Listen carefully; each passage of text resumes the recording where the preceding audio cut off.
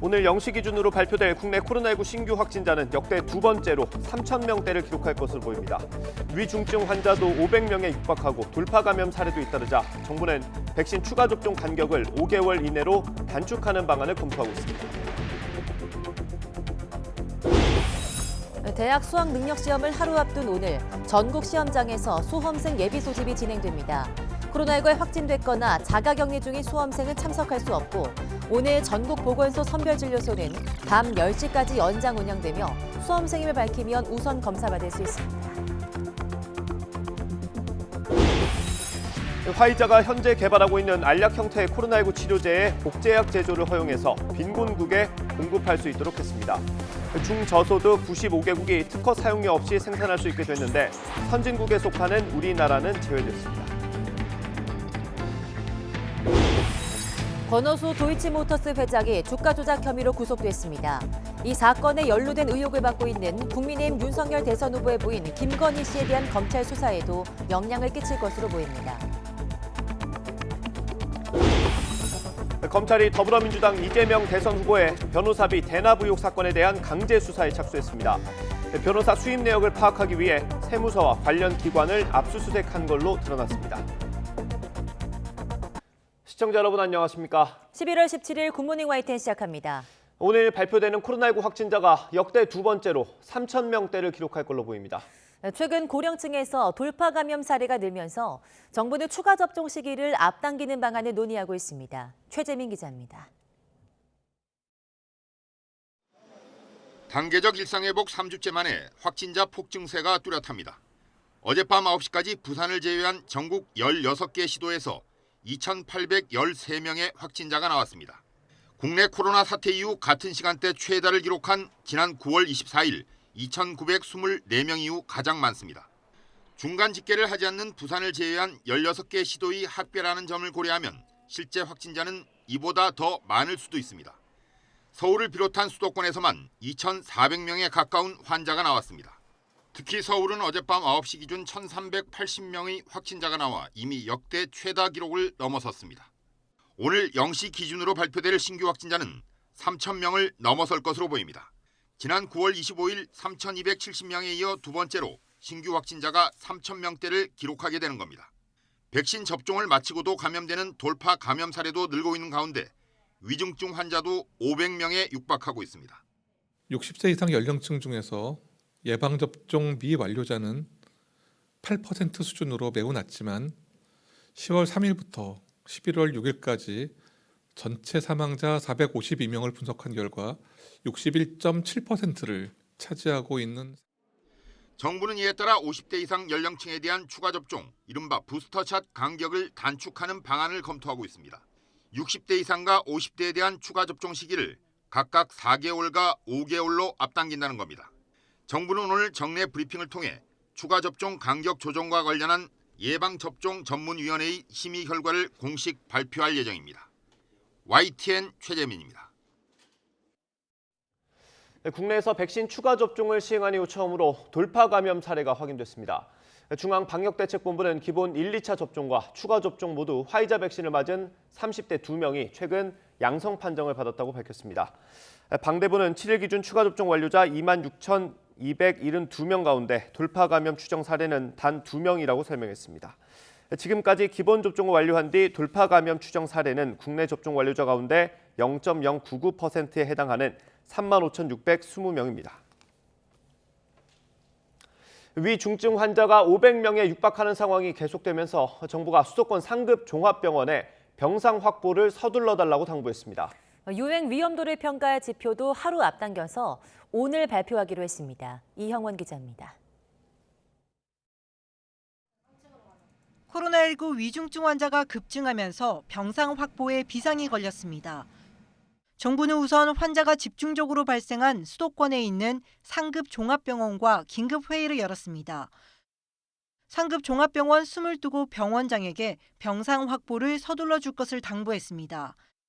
지난 5일 준중증 환자를 수용할 병상 402개를 다음 달 3일까지 마련하라는 행정명령을 내렸는데 최대한 확보 시기를 앞당겨달라고 촉구한 겁니다. 상태가 나아진 중증 환자를 빠르게 준중증 병상으로 옮길 수 있어야 중환자 치료 병상을 확보할 수 있기 때문입니다. 정부는 이 같은 병상 운영 효율화로 의료 대응 여력을 확보할 수 있다며 지금 당장 일상 회복을 멈추는 비상계획은 검토하지 않는다고 밝혔습니다. 비상계획 발동보다 고령층, 취약시설의 감염 차단이 더 중요하다며 하루 5,000명에서 7,000명 신규 환자가 나오는 위기 상황은 아니라고 평가했습니다. 하지만 일선 병원들은 인력 부족에 의료진 피로도도 이미 상당하다며 병상 확보만으로는 한계가 있다고 토로했습니다. 이젠 정말 공간도 공간인데 인력이 없어서 17개를 만들려면은 기존에 있는 중환자실 2개를 닫아야 되는데 환자들은 어디로 가냐는 얘기죠. 확산세가 좀처럼 꺾이지 않는 상황에 정부는 유행 위험도를 평가할 지표 발표를 하루 앞당겼습니다. 중환자 병상 가동률 외에 확진 규모, 양성률, 치명률 등 다양한 지표를 마련해 비상계획 발동을 결정할 명확한 기준을 제시하겠다는 겁니다. 또 추가 접종 간격을 기존 6개월에서 5개월 이하로 단축하는 등 돌파 감염을 최소화할 대책도 함께 공개할 방침입니다. YTN 이영훈입니다. 정부가 당장은 비상조치에 들어갈 가능성이 적다고 밝히면서 일단 내일 수능은 정상적으로 치러질 전망입니다. 하지만 전면 등교와 대학별 고사, 또 연말 모임이 겹치는 수능 이후가 걱정입니다. 개훈이 기자가 보도합니다. 수능 시험일, 수험생들은 체온 측정을 한 뒤 손소독을 마쳐야 고사장에 들어갈 수 있습니다.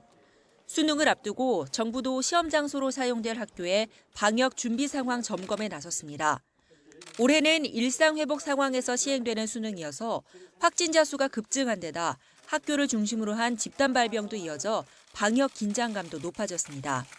정부는 비상 상황이 생기더라도 18일 수능은 예정대로 진행한다고 강조했습니다. 우리는 지난해 확진자와 자가격리자까지 예외 없이 무사히 수능을 치른 바 있습니다. 정부는 이를 바탕으로 모든 수험생이 안전하게 시험을 치를 수 있도록 총력을 다하고 있습니다. 다행스러운 점은 최근 학생 확진자 수가 비교적 안정적인데 11일부터 시작된 원격 수업과 수능을 앞두고 개인 방역 수칙에 신경을 쓰면서 특히 고등학생 확진자가 눈에 띄게 줄었습니다. 올해는 특히 7월에서 9월 사이에 수험생 백신 접종을 실시를 하였습니다. 그래서 앞으로 남은 며칠 동안 모든 수험생들이 안전하게 시험장에 들어가실 수 있게끔 만반의 준비를 했다라는 말씀을 드리겠습니다. 확진자는 병원 시험장에서, 자가격리자는 별도 시험장에서 시험을 보게 됩니다. 만약 수능 당일 체온이 37.5도 이상 또는 기침 등 유증상자는 각 고사장의 별도 시험실에 배정되고 마스크는 시험 내내 착용해야 합니다. 다만 확진자의 경우 수능 이후 이어지는 논술, 대면 면접, 실기고사 등 대학별 고사엔 응시할 수 없습니다. 문제는 수능이 끝난 이후입니다. 수능 시험이 끝난 후 전면 등교를 앞두고 청소년층의 확산세가 더욱 커질 것으로 우려됩니다. 그동안 미뤄왔던 연말 모임도 큰 위험 요인으로 예견되고 있습니다. 수능 이후 학생 확진자 급증이 우려되는 가운데 비상계획까지 시행에 들어간다면 오는 20일 예정된 전면 등교는 어려워질 전망입니다. YTN 개훈입니다. 2022학년도 대학 수학 능력 시험을 하루 앞두고 오늘 전국 시험장에서 수험생 예비 소집이 시행됩니다. 수험생들은 예비 소집에서 수험표를 받고 유의사항 안내문을 받습니다. 자가격리나 코로나19 확진자인 수험생은 직계가족을 통해 수험표 대리 수령이 가능합니다. 오늘 전국 보건소 선별진료소는 밤 10시까지 연장 운영하고 수험생임을 밝히면 우선 검사를 받을 수 있습니다. 검사에서 확진 또는 격리 통보를 받으면 즉시 관할 교육청에 신고해 필요한 지원을 받아야 합니다. 화이자는 현재 개발 중인 알약 형태의 코로나19 치료제에 대해서는 복제약 제조를 허용해서 빈곤국에 공급할 수 있도록 했습니다. AP와 AFP 통신 등에 따르면 화이자는 현지 시각 16일 유엔이 지원하는 의료단체 국제의약특허풀 MPP와 알약 형태의 코로나19 항바이러스제 복제약 제조를 허용하는 라이선스 계약을 맺었습니다. 이 계약에 따라 복제약 제조업체들은 화이자의 코로나19 알약 치료제 복제약을 로열티 없이 제조해서 전 세계 중저소득 95개국에 공급할 수 있게 됐습니다. 이외 계약 국가는 코로나19 비상사태가 유지되는 기간에는 로열티를 받지 않기로 했습니다. 화이자와 바이오엔테크, 모더나가 코로나19 백신 판매로 1초에 $1,000, 우리 돈으로 118만 원을 버는 걸로 분석됐습니다. 네, 세계국민백신연합은 세 기업이 수입성이 높은 부유한 나라에만 백신을 집중적으로 팔아서 막대한 이익을 챙기고 있다고 비판했습니다. 보도에 김영근 기자입니다. mRNA 기반의 코로나19 백신을 개발해 판매하고 있는 화이자와 바이오엔테크, 모더나, 세계국민백신연합 PVA가 이들 세 곳의 자체 수익 보고서를 분석했습니다. 분석 결과 세 회사가 벌어들이는 돈은 1초에 $1,000, 우리 돈으로 118만 원, 하루로 치면 935만 달러, 110억 원이 넘습니다. 올해 연간 세전 이익은 340억 달러, 40조 원에 달할 것으로 추산됐습니다. PVA는 세 회사가 저소득 국가를 버려둔 채 독점권을 이용해 부유한 나라와 집중적으로 공급 계약을 체결하고 있다고 지적했습니다.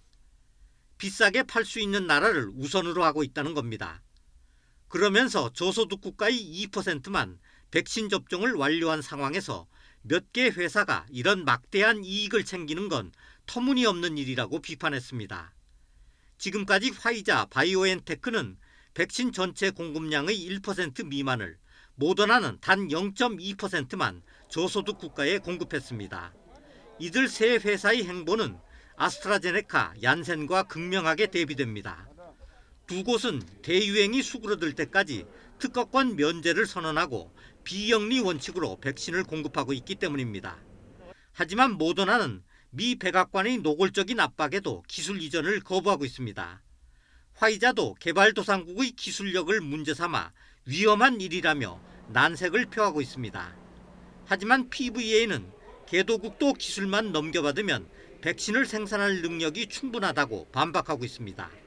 최근 WHO가 인도에서 개발한 백신을 승인한 것이 이를 입증한다고 PVA는 설명했습니다. YTN 김영근입니다. 네, 주가 조작을 주도한 혐의로 도이치모터스 권오수 회장이 구속됐습니다. 이제 수사의 초점은 국민의힘 윤석열 대선 후보의 배우자 김건희 씨를 향해서 빠르게 옮겨갈 것으로 보입니다. 박희재 기자입니다. 주가 조작 혐의로 구속영장 심사를 받으러 법원에 나온 권오수 도이치모터스 회장은 극도로 말을 아꼈습니다. 주가 조작 지시한 적 없다는 입장 맞으세요? 혹시 김건희 씨하고는 좀 알고 지내시는 사이입니까? 김건희 씨 전주로 거론. 영장에 적힌 범죄 사실과 구속 수사 필요성을 두고 검찰과 변호인 측이 3시간 반 공방을 벌였고 법원의 결정은 구속영장 발부였습니다. 법원은 증거를 인멸할 염려가 있다며 영장 발부 사유를 설명했습니다. 권 회장이 지난 2009년 말부터 3년 동안 도이치모터스 주가 조작을 주도했다는 혐의가 어느 정도 소명된 것으로 풀이됩니다. 검찰은 권 회장이 호재성 내부 정보를 유출하거나 직접 허수 매수 주문을 넣는가 하면 이른바 선수로 불리는 외부 전문가까지 동원해 시세 조종에 나선 것으로 보고 있습니다. 주가 조작 선수 3명도 이미 구속 상태로 재판에 넘겨져 이번 주 첫 재판을 앞두고 있습니다. 권 회장이 구속되면서 이제 검찰 수사는 윤석열 국민의힘 대선 후보 배우자 김건희 씨를 향할 것으로 보입니다. 김 씨는 도이치모터스 주가 조작 과정에 쓰인 자금을 댔다는 전주 의혹으로 지난해 검찰에 고발된 상태입니다. 최근엔 김 씨로부터 돈을 받아 주가 조작을 실행할 인물로 지목된 이모 씨가 잠적 한 달여 만에 붙잡혔습니다. 앞서 윤 후보 측은 김건희 씨가 이 씨를 소개받아 투자한 건 맞지만 손해를 보고 거래를 끊었다면서 주가 조작 가담 의혹을 부인했고 김 씨의 주식 계좌 내역 일부를 공개하기도 했습니다. 검찰은 먼저 이 씨와 권오수 회장을 상대로 김건희 씨가 주가 조작을 알고 있었는지 등을 추궁할 것으로 보입니다. 이후 김건희 씨도 직접 불러 해명을 듣고 사실관계를 교차 검증할 것으로 전망되는데 김 씨 소환 시기와 방식에도 관심이 쏠리고 있습니다. YTN 박희재입니다. 민주당 이재명 후보의 변호사비 대납 의혹 고발 사건 수사도 속도를 내고 있습니다. 검찰이 변호사들의 수입 내역을 파악하는 법조윤리협의회와 또 서울 강남 지역 세무서들을 압수수색했습니다. 강정규 기자입니다. 서울 서초동에 있는 법조윤리협의회. 전관예우를 비롯한 법조계 부조리를 감시하기 위해 변호사들의 수입 내역을 제출받는 곳입니다. 이재명 후보의 변호사비 대납 의혹을 수사하는 수원지방검찰청이 이곳을 압수수색했습니다. 송파 세무서를 비롯한 서울 지역 세무서 4곳에도 수사팀을 보냈습니다. 이 후보가 경기도지사 당선 이후 공직선거법 위반 혐의로 재판을 받는 과정에서 선임한 로펌과 변호사들의 수입 내역 확보 차원입니다. 그동안 이 후보는 지인들이 자신의 변론을 도운 거라며 수임 비용으론 2억 5천만 원을 썼다고 주장해왔습니다. 변호사비를 대납했다고 하시고 무슨 모 대법관하고 재판 거래를 했다는데 대법원이라고 하는 게 13분이 계신데 그중에 한 명한테 뭘 한다고 해서 되지도 않을 일이고요. 그러나 한 시민단체는 이 후보의 변호사비가 알려진 것보다 많고 다른 곳에서 대신 냈다는 의혹까지 제기하면서 지난달 검찰에 고발했습니다. 2차 고발을 진행합니다. 1차 고발 사건의 결과에 따라서 위증죄도 추가될 상황이라고 말씀을 드리겠습니다.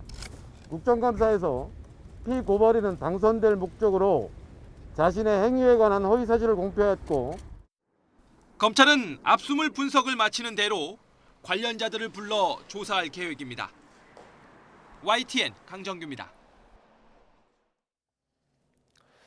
청년 표심에 공을 들이고 있는 민주당 이재명 후보가 이번엔 기후활동가들을 만났습니다. 연일 현장을 방문하고 구상하고 있는 정책을 내놓으면서 지지율 반등을 노리고 있는데 정작 선대위가 제 역할을 못한다는 평가가 나오고 있습니다. 최하영 기자의 보도입니다.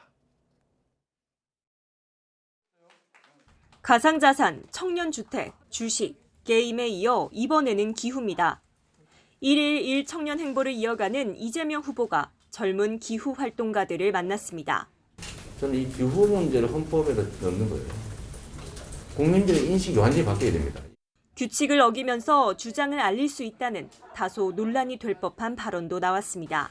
우리 공동체에 합의된 룰을 일부 어겨가면서 이 주장을 세상에 알리는 것조차도 더 큰 효율성이 있을 수 있죠. 응원합니다. 저는 그런 식의 삶을 응원합니다. 저도 그랬으니까요. 이재명 후보가 청년 표심 잡기에 나서는 동시에 민주당은 국민의힘 윤석열 후보를 향해 파상 공세를 퍼부었습니다. 대변인과 원내 부대표단이 잇따라 기자회견을 열고 윤석열 후보의 부산저축은행 부실 수사 의혹과 부인 김건희 씨의 주가 조작 연루 의혹을 정조준했습니다. 개인의 영달을 위해서라면 물불을 가리지 않던 탐욕의 화신을 보는 것 같았습니다. 후보는 정책에, 당은 상대 후보 견제에 힘을 쏟겠다는 전략인데 당 내부적으로는 선거대책위원회를 두고 잡음도 이어지고 있습니다. 원팀이라는 이름으로 대규모 선대위를 꾸렸지만 전략과 메시지를 끌어나갈 사람이 없다는 겁니다. 국회의원 중심의 선대위를 더 다양하게 구성해야 한다는 주장은 물론 핵심 실무그룹이 전면에 나서야 한다는 의견도 만만치 않습니다. 민주당 선대위가 출범한 지 보름이 지났지만 규모에 비해 실속은 부족하다는 지적이 쏟아지면서 어떤 식으로든 선대위 개편은 불가피할 것이란 전망이 나오고 있습니다. YTN 최하영입니다. 더불어민주당이 이재명 후보의 지지율 정체 상황 등과 관련해 긴급 전략보고서 작성에 들어갔습니다. 민주당 선대위 전략기획본부 관계자는 YTN과의 통화에서 이번 주 이 후보에게 긴급 전략보고서를 전달할 예정이라면서 통상적인 보고서와는 성격이 다르다고 말했습니다.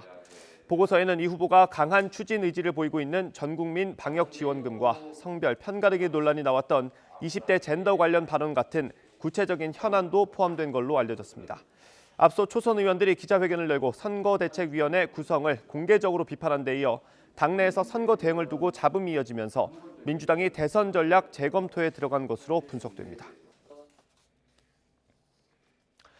국민의힘 윤석열 후보는 선대위 구성으로 막바지 고심에 들어갔습니다. 오늘 주요 인선을 놓고 갈등을 빚었던 이준석 대표와의 최종 논의를 앞두고 있습니다. 조만간 김종인 전 위원장을 원톱으로 한 선대위 윤곽이 나올 것으로 보입니다. 부장원 기자의 보도입니다. 선거대책위원회 인선을 두고 이준석 대표와 갈등이 표출되기도 했던 국민의힘 윤석열 후보. 공식 일정은 없다고 공지했지만 이른 아침부터 당 안팎 인사를 잇따라 만났습니다. 경선 경쟁자였던 원희룡 전 제주지사와 만나선 원팀에 힘써달라고 요청하고 나경원 전 원내대표에게는 공동선대위원장직을 제안했습니다. 이름이나 명칭이 중요한 것이 아니라 우리가 이제 정말 대선을 위해서, 대선 승리를 위해서, 그래서 정말 더 좋은 대한민국을 만들어가는 데 있어서는 어떤 역할이든 마다하지 않고. 현역 의원들과 가진 오찬 자리에서는 향후 대선 전국에서 중앙과 지역 민심을 잇는 연결고리 역할을 해달라고 당부했습니다. 선대위 구성과 관련해서는 많은 의견을 듣고 있다면서 섣부른 추측에는 선을 그었습니다. 원만하게 잘 진행이 되고 있는데 더 많은 분들 의견을 좀 들어야 되기 때문에 또 의견을 들으면 또 점점 나은 의견들이 오기 때문에 서두를 일은 아닌 것 같고. 앞서 윤 후보와 이 대표의 비공개 회동에서 인선을 둘러싼 교통정리가 어느 정도 이뤄진 것으로 보이는데 이 대표가 임명했던 한기호 사무총장을 윤 후보 측근인 권성동 의원으로 교체하는 방향으로 가닥이 잡혔습니다. 정책과 조직, 직능 홍보 등 4개 분야 총괄본부장 자리에는 사선 중진 권영세 의원을 중심으로 이 대표가 추천한 김도읍, 추경호, 윤상현 의원 등이 물망에 올랐습니다. 윤 후보와 이 대표는 한 차례 더 만나 최종 조율을 거친 뒤 1차 인선을 발표할 계획입니다. 진용이 짜이면 윤 후보가 김종인 전 비상대책위원장을 직접 만나 총사령관인 총괄선대위원장으로 추대한다는 구상입니다. 다만 김종인 전 위원장이 선대위 인선부터 권한 문제를 놓고 쓴소리를 내왔던 만큼 조만간 발표될 1차 인선이 최종 수락의 가늠자 역할을 할 거로 보입니다. YTN 부장원입니다. 올해 세금이 19조 원 정도 더 거칠 것으로 전망됐습니다. 이걸 놓고 민주당은 애초에 기재부가 초과 세수를 너무 낮게 잡았다고 비판했습니다. 특히 의도가 있었다면 국정조사를 해야 한다고까지 경고했습니다. 전국민 지원금을 추진하는 민주당이 연일 정부를 압박하는 가운데 야당은 선거용 현금 살포라고 비난했습니다. 김태민 기자의 보도입니다. 이재명 후보가 재정당국을 향해 날선 비판을 쏟아낸 다음 날, 이번엔 여당 원내사령탑이 전면에 나섰습니다. 민주당 윤호중 원내대표는 올해 초과 세수가 기존 추정치를 크게 웃돈다며 전국민 지원금의 난색을 표하는 기재부를 직격했습니다. 그러면서 액수를 일부러 낮춰 잡은 거라면 국정조사감이라고 으름장을 놨습니다. 7월 달에 예상했던 것보다 지금 19조가 더 들어오는 거거든요. 의도가 있었다면 이를테면 국정조사라도 해야 될 그런 사안이 아닌가 싶습니다. 여기에 그치지 않고 홍남기 부총리에겐 대국민 사과와 반성을 주문하며 정부 여당의 철학과 책무를 따라야지 관료들의 주판알과 탁상행정에 따를 일이 아니라고 몰아붙였습니다. 홍남기 부총리는 국민들께 사과하고 반성하기 바랍니다. 국가 재정의 주인은 기재부 엘리트 모피아들이 아니라 대한민국 국민입니다. 전국민 지원금 예산 심사를 앞두고 정부의 반대 의견에 공개 경고장을 날린 겁니다. 이런 가운데 이재명 후보는 예결위 소속 여당 의원들과 오찬을 함께하며 민생 예산의 필요성을 강조하기도 했습니다. 하지만 야당은 대선을 앞두고 민주당이 현금을 살포하려 한다며 반대 입장을 분명히 했습니다. 전 국민 재난지원금, 일상회복지원금 등으로 포장된 소위 이재명 후보 선거지원금은 국민의 70%가 반대하고 있습니다. 특히 선거법 위반 논란, 정부 반대에도 직면하고 있으며 또 올해 거둘 세금을 내년으로 미뤄 예산을 마련한다는 여당의 계획 역시 법적 근거가 없다고 선을 그었습니다. 민주당은 이재명표 민생정책이 될 전국민 일상회복지원금을 어떻게든 밀어붙이겠다는 의지가 강합니다. 본격적인 예산안 심사를 앞둔 가운데 야당은 물론 정부와도 치열한 공방이 불가피해 보입니다. YTN 김태민입니다. 어제 조 바이든 미국 대통령과 시진핑 중국 국가주석의 첫 정상회담이 정면 충돌을 막자는 원칙을 확인하는 수준에서 끝난 가운데 제이크 설리번 미 백악관 국가안보보좌관은 미중 정상 간 경쟁이 충돌로 방향을 틀지 않도록 다양한 수준에서 관여를 강화하기로 했다고 밝혔습니다. 특히 북한을 양국이 협력할 수 있는 분야로 재차 꼽았습니다. 설리번 보좌관은 또 양국이 전략적 안정화에 관한 논의를 이어가는 데 동의했다고 전했는데 로이터 통신은 이 전략적 안정화가 중국의 핵과 미사일 증강에 관한 미국의 우려를 언급한 단어라고 해석했습니다. 설리번 보좌관은 이 밖에 기후변화와 공중보건, 이란 핵 문제, 아프가니스탄도 양국이 협력할 수 있는 사안으로 꼽았습니다. 미국이 내년 베이징 동계올림픽을 외교적으로 보이콧할 가능성도 거론됐습니다. 워싱턴 포스트는 현지 시간 16일 소식통을 인용해서 바이든 대통령이나 내각 인사 모두 베이징 올림픽에 참석하지 않는 방안을 백악관이 검토 중이라고 보도했습니다. 이는 신장 위구르 자치구 등에서 자행되고 있는 중국 정부의 인권 탄압에 대한 경고 차원으로 알려졌습니다. 외교적 보이콧이란 올림픽 선수단을 파견하되 공식 사절단은 보내지 않는 겁니다. 최종 결정은 내려지지 않았지만 바이든 대통령에게 이미 공식적인 권고가 전달됐고 이번 달 중 방침을 확정할 전망이라고 정부 관계자는 전했습니다. 네, 오늘 한미일 외교차관들이 양자 또는 삼자 회동을 잇따라 진행하며 지역 현안과 글로벌 사안 등을 논의합니다. 외교부는 미국 워싱턴에 방문 중인 최종권 1차관이 우리 시간으로 오늘 오전 웬디 셔먼 미 국무부 부장관을 만나 종전선언과 대중국 전략 등을 협의한다고 밝혔습니다. 또 우리 시간으로 오늘 밤에는 한미일 3개국 차관협의회가 열려서 최 차관과 셔먼 부장관, 모리다 케오 일본 외무성 사무차관이 한자리에 모일 예정입니다. 한미일 외교차관이 함께 만나는 것은 지난 7월 이후 넉 달 만입니다. 최 차관은 이 밖에도 한일 외교차관 회담을 따로 가질 예정인데 지난달 기시다 내각이 출범한 뒤 처음으로 이루어지는 한일 고위급 회담이 됩니다. 정부가 요소수 대란을 수습하기 위해서 총력전을 펼치고 있습니다. 주유소의 요소수 재고 현황 공개에 들어갔는데요. 비싼 수업료를 냈다는 당국자의 말까지 나왔지만 사태 장기화에 대비해야 한다는 목소리도 나오고 있습니다. 보도에 김상호 기자입니다. 화물차 접근이 쉬운 주유소 100곳에 차량용 요소수가 우선 공급되고 있지만 혼란은 여전합니다. 뒤돌아가시는 고객님들 뵐 때마다 마음이 좀 안타깝고 요소수 하나 때문에 일상이 멈출 수도 있어 관련 부처 대책회의가 또 열렸습니다. 9번째입니다. 정부는 국내 기업 6개사 공장의 가동률을 높여 일일 생산량이 크게 늘고 있다고 발표했습니다. 이전보다 훨씬 많은 68만 3천 리터, 평상시 차량용 요소수 하루 사용량인 60만 리터를 넘어선 것으로 이번 사태 이후 처음 하루 평균 사용량 이상을 생산한 것입니다. 특히 중국과의 기존 계약분 18,700톤 외에 1,100톤이 더 계약돼서 신속히 국내에 반입되면 사태는 정상화될 것으로 낙관했습니다. 주유소마다 순식간에 동나는 것과 관련해서는 재고 현황 공개에 들어갔습니다. 국토부 등의 홈페이지 4곳에 매일 2번 발표합니다. 그러면서 거점 주유소 수도 10배 이상 대폭 확대하기로 했습니다. 한 100개 정도 이렇게 우선적으로 이렇게 하려고 하니까 이게 또 너무 그쪽에 몰리는 현상이 있어서 이걸 한 400개까지 이렇게 늘려가지고 디젤차 운행자들의 관심이 집중된 산업용 요소수의 차량용 전환권은 최종 결론을 일단 보류했습니다. 당장은 사용이 안 되는 것으로 잠정 결론 짓고 추가 실험 뒤에 다음 주에 최종 결과를 발표하기로 했습니다. 하지만 원자재 업계와 전문가들은 지구촌의 요소수 부족은 탄소 중립 등 얽혀있는 문제가 많아 조속히 정상화되기는 어렵다고 지적합니다. 이번 사태의 장기화에 대비해야 한다는 목소리가 커지고 있습니다. YTN 김상호입니다.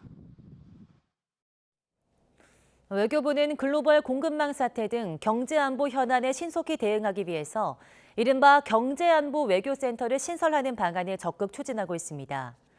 외교부는 앞서 지난 1일 심의관 등 6명 규모의 경제안보 TF를 신설했는데 내년에 이를 상설 조직인 경제안보 외교센터로 확대하기로 하고 예산 40억 원을 책정했습니다. 경제안보 외교센터가 세워지면 미국과 중국 등 주요국의 경제안보 정책 모니터링과 분석 업무는 물론 관련국들과의 협의체 운영, 외국 정보나 의회 대상 설득 작업 등을 총괄 담당하게 될 것으로 전해졌습니다. 외교부는 정부의 늑장 대응 논란을 불러온 요소수 문제나 공급망 등 단기적 경제 안보 문제뿐 아니라 거시적인 흐름을 사전에 예측하고 신속하게 대응하는 데 도움을 줄 것으로 기대하고 있습니다.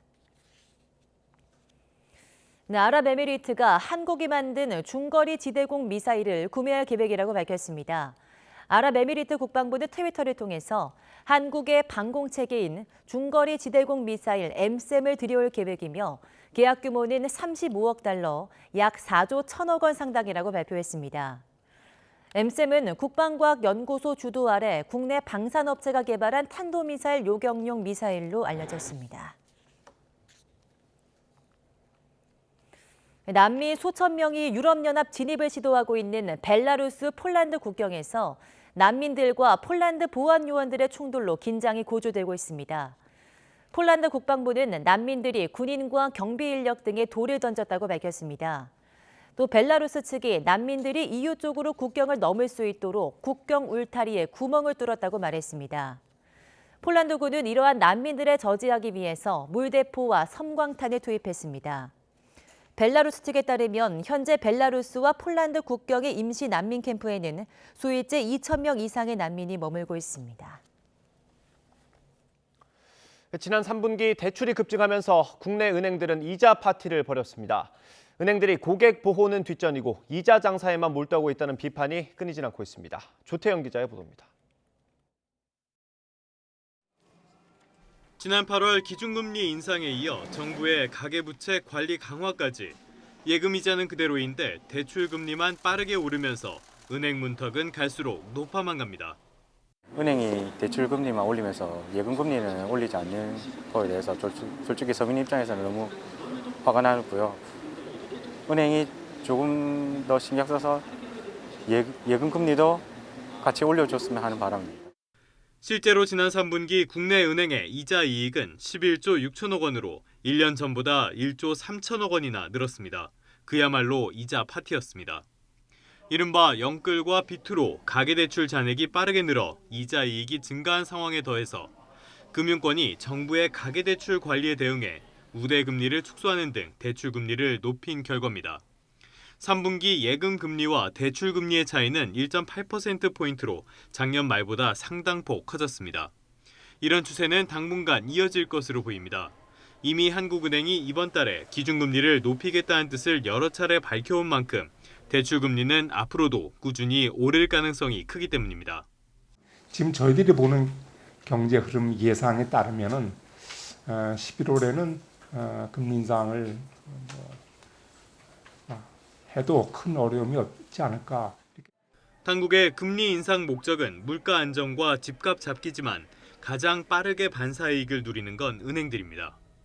가계부채 관리를 강화하다 보니까 우대금리가 축소되고 그런 것들이 어우러져서 나타나고 있습니다. 금리 결정이라든지 이런 거에 대해서 정부가 직접적으로 개입하기는 어렵고요. 금리 하락 시기에도 인상 시기에도 항상 반복되는 은행의 재배속 채우기. 결국 타격을 받는 건 은행에서 돈을 빌린 사람들입니다. YTN 조태현입니다.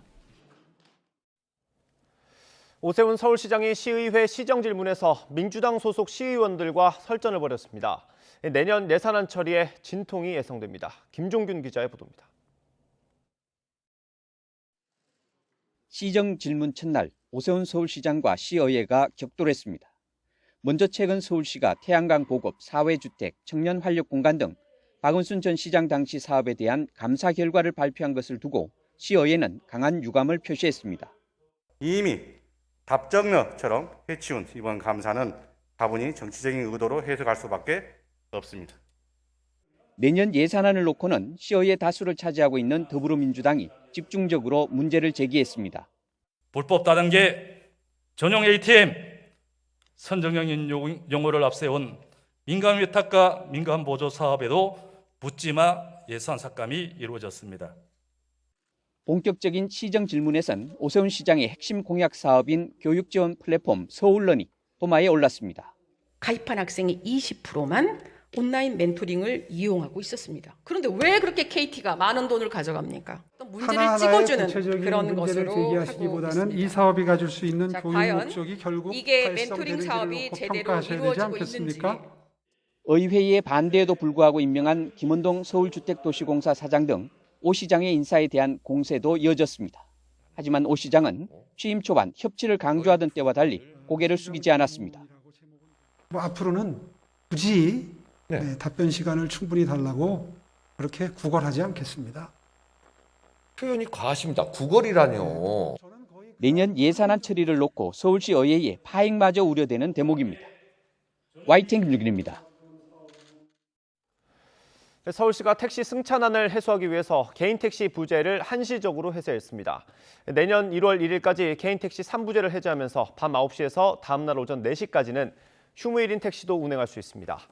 연말 부재 해제는 지난 2019년 이후 2년 만입니다. 서울시에 따르면 지난 1일부터 단계적 일상 회복이 시작되면서 심야 시간대 택시 수요가 이전보다 최대 2배 늘었지만 택시 공급은 지난달보다 40% 정도 증가해서 부족한 상황입니다.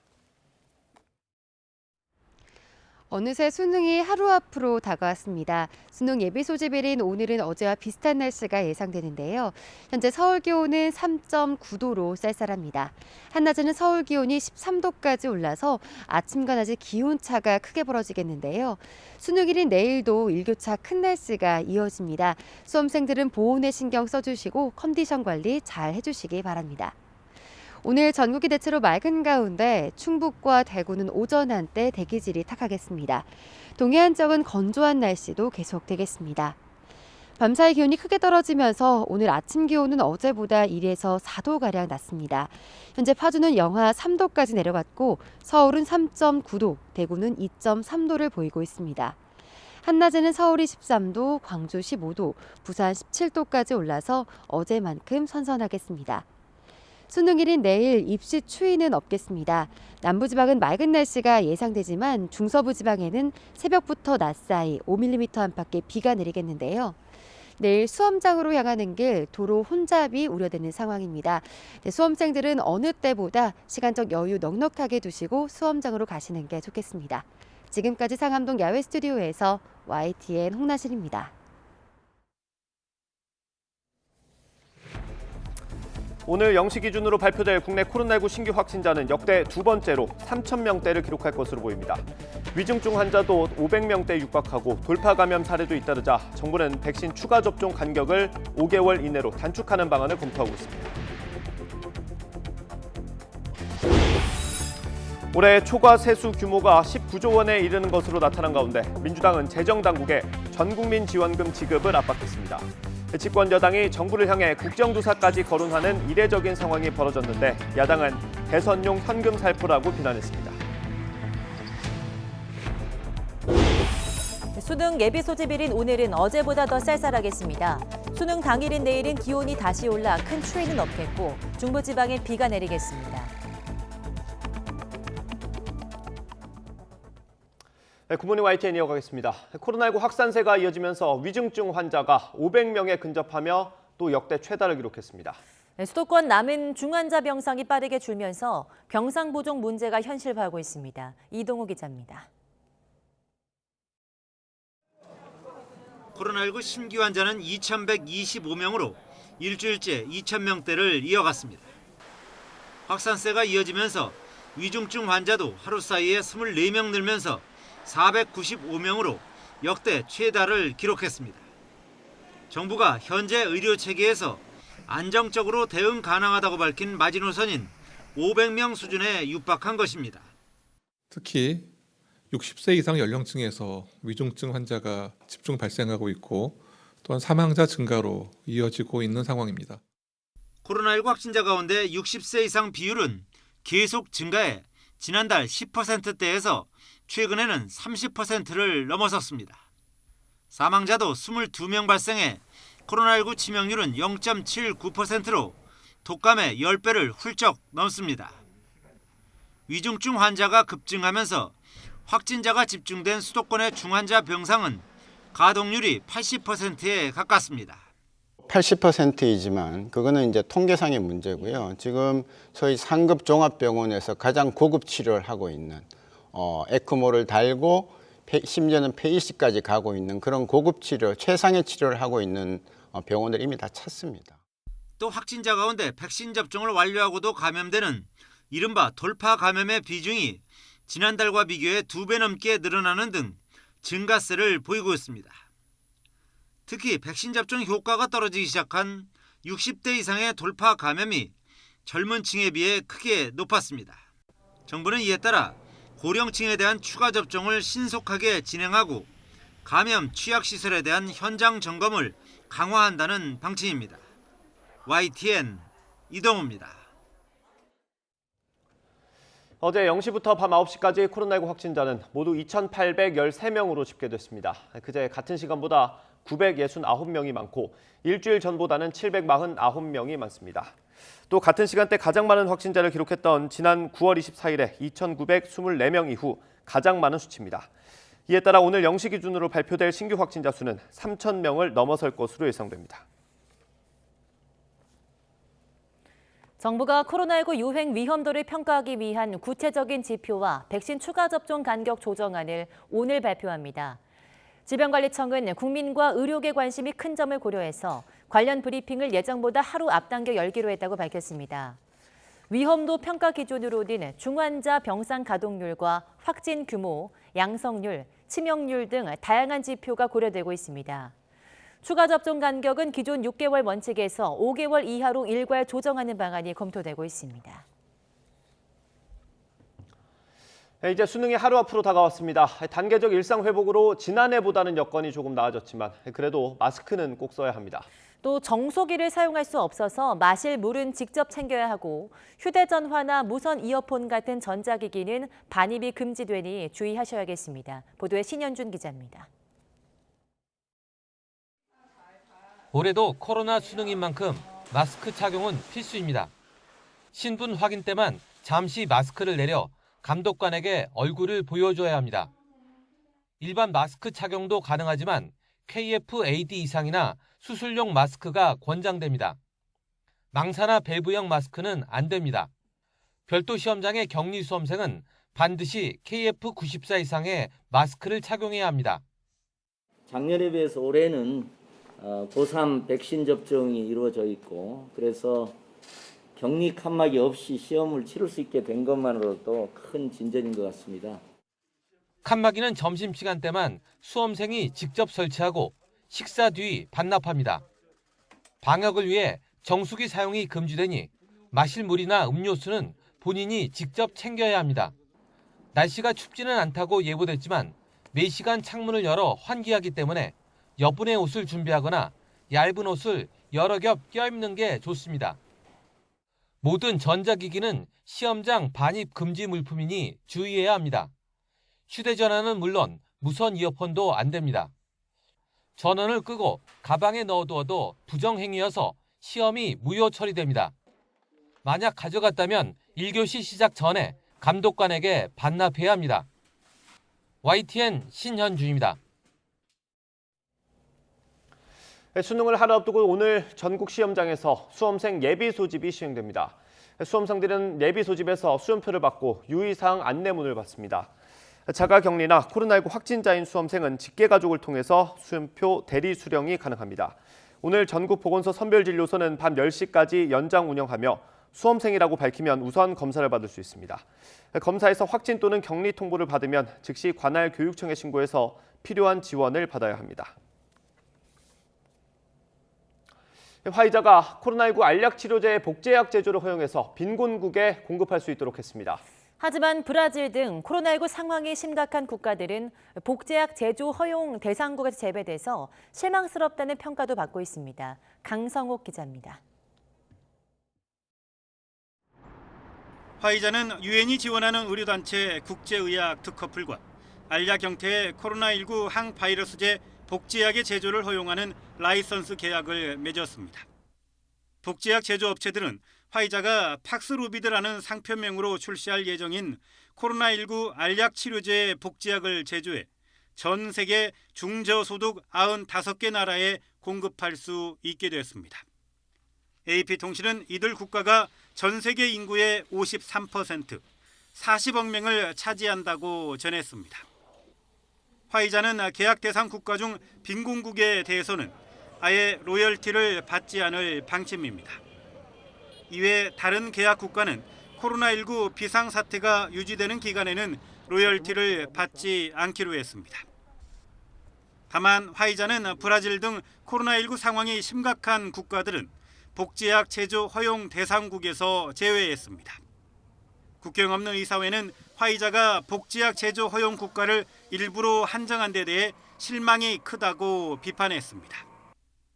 앞서 화이자는 자사에서 개발한 알약 형태의 코로나19 항바이러스제가 입원과 사망 확률을 89%까지 줄이는 것으로 나타났다고 밝혔습니다. AP통신은 화이자가 코로나19 백신 제조 기술을 공유하라는 국제사회의 압박은 단호히 거절하면서도 이번에 알약은 빈곤국의 제조를 허용해 대조를 이뤘다고 전했습니다. 또 다른 글로벌 제약사 머크도 앞서 지난달 말 자사의 코로나19 알약 치료제 몰누피라비르의 복제약 제조를 허용해 105개 국가에 공급할 수 있도록 했습니다. YTN 강성욱입니다.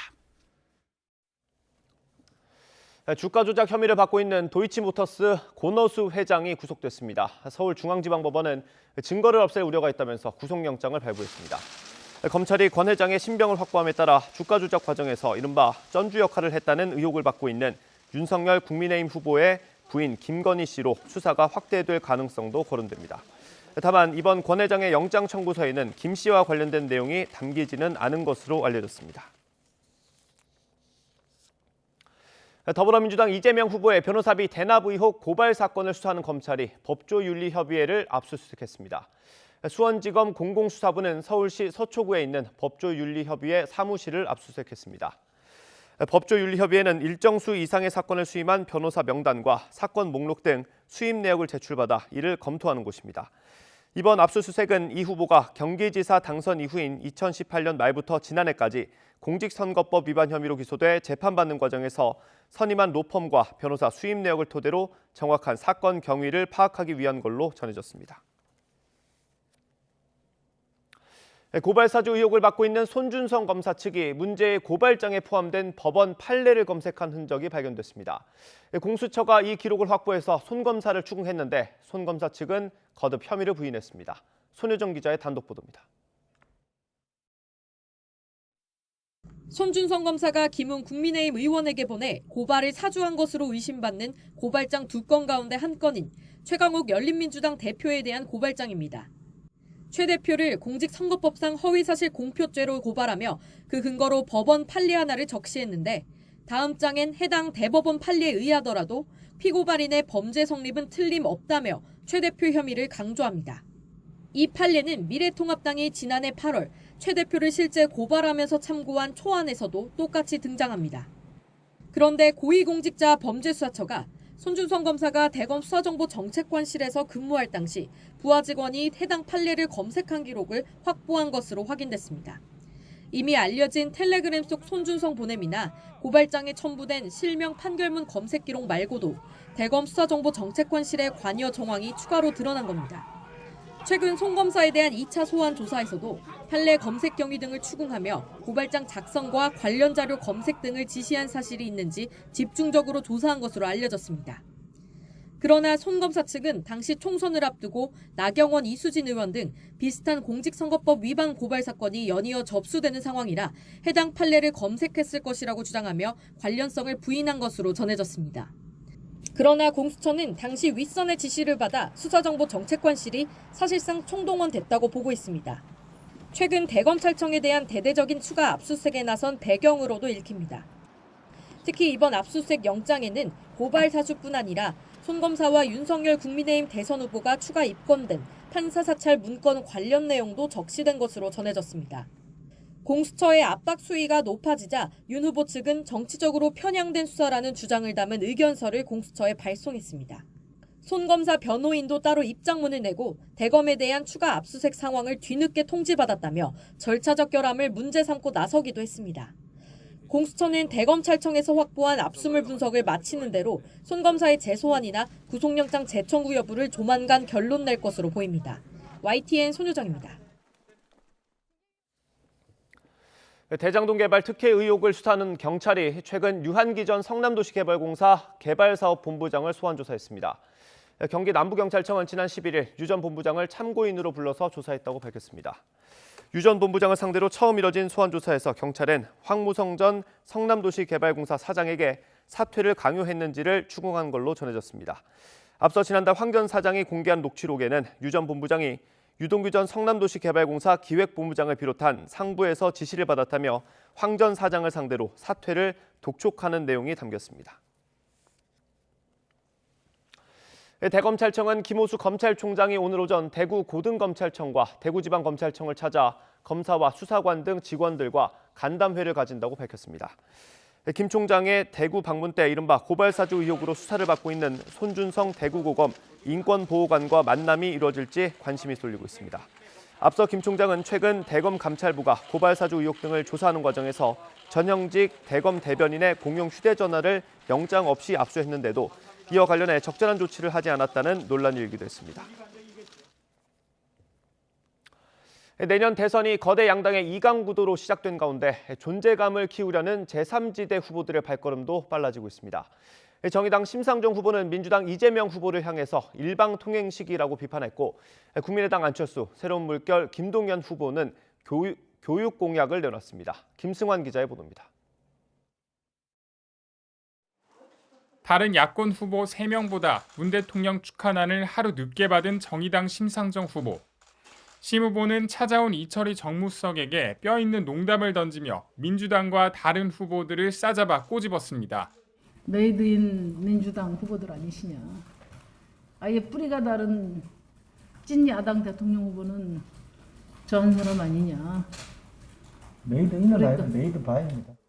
이어 가뜩이나 예산 전국이 골치 아픈데 여당 후보가 당정 조율도 하지 않고 밀어붙인다면서 이재명 후보의 행보를 일방통행식이라고 비판했습니다. 국민의당 안철수 후보와 새로운 물결 김동연 후보는 수능 시험을 앞두고 나란히 교육 공약을 발표했습니다. 안 후보는 메타버스 가상 공간에서 기자간담회를 열고 대학 입시에서 부모 찬스 논란을 빚은 수시 모집을 없애겠다고 밝혔습니다. 연 2회 수능과 내신 중심의 정시 전형으로 바꾸겠다는 겁니다. 이제 더 이상 대한민국에서 제2의 조국 자녀는 존재할 수 없을 겁니다. 김 후보 역시 지금 교육은 부모의 지위와 부를 세습하는 통로로 전락했다고 비판하면서 수능 연 2회 실시와 학생부 종합전형 폐지 등을 교육개혁 골자로 제시했습니다. 능력주의의 외피를 쓴 세습주의를 깨겠습니다. 수저 색깔로 인생이 결정되지 않도록 하겠습니다. 이재명, 윤석열 두 후보에 대한 비호감도가 커서 부동층이 여느 선거 때보다 많을 것이란 예상이 나오는 가운데 제3지대 후보들이 얼마나 차별화된 모습으로 표심을 가져갈지 관심입니다. YTN 김승환입니다. 더불어민주당 윤호중 원내대표는 올해 초과 세수가 50조 원이 넘는다는 걸 확인했다면서 이를 세입 예산에 잡지 못한 건 재정당국의 직무유기를 넘어선 책무유기라고 강도 높게 비판했습니다. 윤 원내대표는 원내대책회의에서 기획재정부 말만 믿었다가 코로나19 방역의 중대한 전환기인 내년도 정책 결정에 큰 오판을 할 뻔했다고 말한 뒤 홍남기 경제부총리는 국민에게 사과하고 반성하길 바란다며 이같이 밝혔습니다. 국민의힘은 집권 여당인 더불어민주당이 대선에 이기기 위해서 세금 정치와 지원금 살포를 일삼고 있다고 강하게 비판했습니다. 국민의힘 김기현 원내대표는 국가 부채가 400조 원 넘게 늘었고 물가는 하늘 높은 줄 모르고 치솟는데도 민주당은 각종 생색내기 지원금 살포에만 열을 올리고 있다고 밝혔습니다. 특히 이재명 후보는 청년과 대한민국의 미래는 나몰라라 하고 눈앞에 선거만 이기려고 전 국민 소비 쿠폰 지급 등 돈으로 유혹하고 있다고 지적했습니다. 정부가 앞으로 거점 주유소의 요소수 재고 현황을 인터넷을 통해 공개하기로 했습니다. 정부는 요소수 수급 관련 범부처 합동 대응 회의를 열고 거점 주유소 100여 곳의 재고 현황을 매일 2번, 오후 2시와 저녁 8시에 공개할 예정이라고 밝혔습니다. 요소수 재고 현황은 국토부와 환경부, 산업부 홈페이지와 오피넷 등 모두 4곳을 통해 제공됩니다. 다만 오후 2시 공개하는 현황은 정오 기준, 저녁 8시는 오후 6시 기준으로 2시간의 시차가 있어서 정확한 요소수 재고를 제공하기는 어려울 것으로 보입니다. 정부는 이에 대해서 시차를 고려해달라며 앞으로 부족한 점을 계속 보완하겠다고 설명했습니다. 정부가 긴급 수급 조정 조치에 나서는 등 요소수 대란 진화에 나섰지만 혼란은 아직 잦아들지 않고 있습니다. 여전히 주유소 등 구매처마다 서너 배씩 차이 나는 천차만별 가격에 현장의 불만도 큽니다. 신준명 기자입니다. 경기 시흥의 한 주유소. 요소수를 리터당 1,900원에 팔고 있었는데 지금은 이마저도 품절입니다. 전에 우리가 1,500원 하다가 이제 나중에 들어온 게 가격이 조금 올라서 지난주에 들어가지고 지난 토요일부터 팔았어요. 그런데 500m 떨어진 또 다른 주유소에선 리터당 9,000원입니다. 차로 1분도 채 안 걸리는 거리인데 가격은 무려 4배가 넘습니다. 조금 있는 바닥에 있는 거 그때 하도 막 울고 그래서 그때 준 거예요. 리터당 얼마냐 물어도 9,000원이래. 그렇고 비싸고 안 났어요. 인터넷 뒤져봐요. 10리터에 뭐 45,000원 주고 팔잖아요. 근데 어떻게 그 주유소에서 그렇게 팔면 양심 없이 그 9,000원에 파냐고요. 여전한 국내 요소수 부족 사태에 해외 구매 대행 주문도 쏟아집니다. 시세는 10리터에 6만 원 정도. 비싼 가격을 감수하고 주문하더라도 배송 기간이 문제입니다. 제가 직접 해외 구매 대행 사이트를 통해서 지난 6일 주문한 요소수입니다. 13일에 받았으니까 일주일이 걸린 건데 하루가 급한 화물차주 등 생계형 운전자에겐 무용지물입니다. 수입업자도 하루가 멀다 하고 오르는 요소수 가격에 고충이 이만저만이 아닙니다. 한국 요소수 대란 소식이 해외 생산 공장에도 알려지면서 한국인에겐 부르는 게 값이 됐다는 겁니다. 17,000원 들어왔네요. 그러니까 리터당 1,700원 그래 된 거예요. 아까는 리터당 1,000원이었고요. 그게 이제 어제 천차만별 널뛰는 요소수 가격이 소비자의 불안감은 물론 사재기 심리까지 부추긴다는 게 전문가의 지적입니다. 분명히 사재기를 일부 하는 그런 뭐 소매형 또는 중간 도매형에서 일어날 수 있고요. 긴급 수급 조정 조치에 나선 정부는 요소수 수입 가격이 오르더라도 국내 유통가에 맞게 1리터에 1,200원 정도를 유지하겠다는 방침입니다. 하지만 당장 판매 가격을 규제하지 않는 만큼 현장에 불어닥친 요소수 대란의 여파는 한동안 계속될 것으로 보입니다. YTN 신준명입니다. 네, 올해 9월까지 세금이 지난해보다 60조 원 가까이 더 거쳤습니다. 여당과 납세 유예 문제를 놓고 이견을 보이고 있는 정부는 초과 세수 규모를 19조 원 수준으로 전망했습니다. 보도에 오인석 기자입니다. 지난 1월에서 9월까지 국세 수입은 274조 5천억 원으로 지난해보다 59조 8천억이 더 거쳤습니다. 경기가 회복되면서 법인세가 15조 원 넘게 더 거쳤고 부가가치세는 9조 원 가까이 늘었습니다. 특히 주택과 토지 매매가 늘면서 자산시장 호조세 등의 영향으로 양도소득세와 근로소득세가 22조 원 가까이 더 거쳤습니다. 기획재정부는 올해 연말까지 2차 추경 대비 초과 세수 규모가 10조 원대가 될 것으로 예측된다는 기존 입장을 재확인했습니다.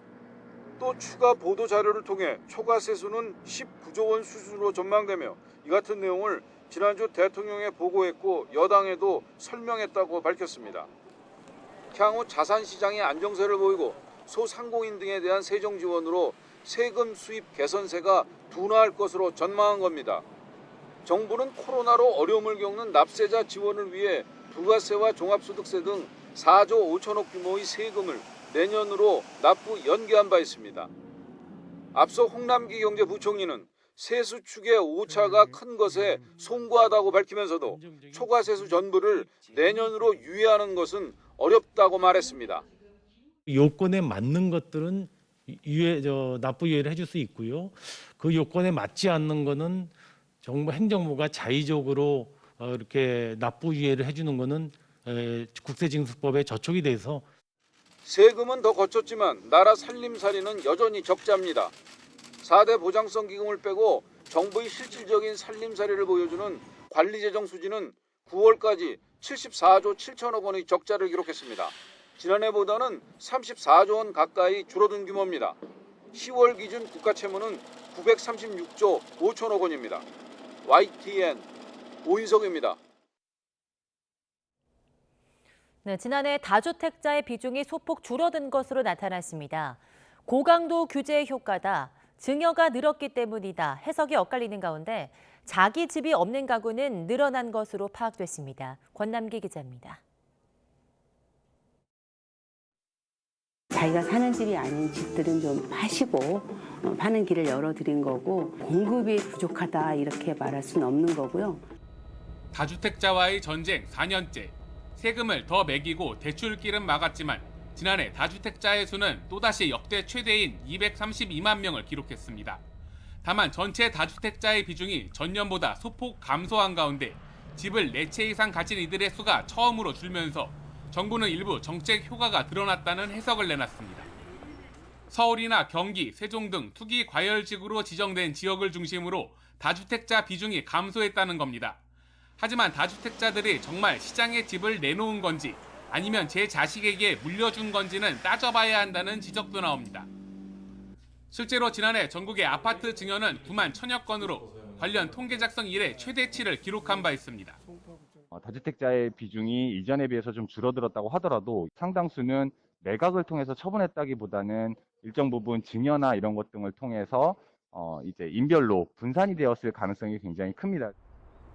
전체 가구 가운데 자기 집을 가진 가구의 비중은 전년보다 감소했고 반대로 무주택 가구는 43.9%로 늘었습니다.